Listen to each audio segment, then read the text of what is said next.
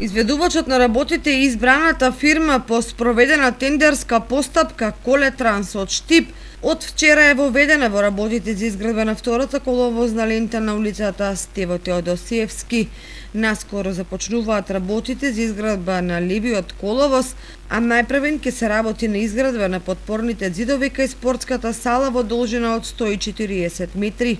Новата лента ќе биде долга 500 метри, а градежните работи ќе се одвиваат од двојниот мост до туристичката агенција Велјан, соопшти Владко Димитров, раководител на секторот за уредување на градежно земјиште во општина Кочани.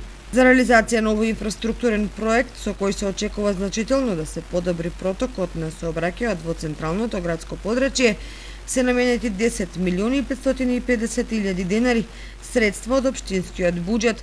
Во сообраќајните решенија е вклучена и изградба на два нови кружни тека кај двојниот мост и кај Велјан. Проширувањето на Стево Теодосиевски, поранешна Ленинова, ќе продолжи со уривање на објекти од десната страна на улицата.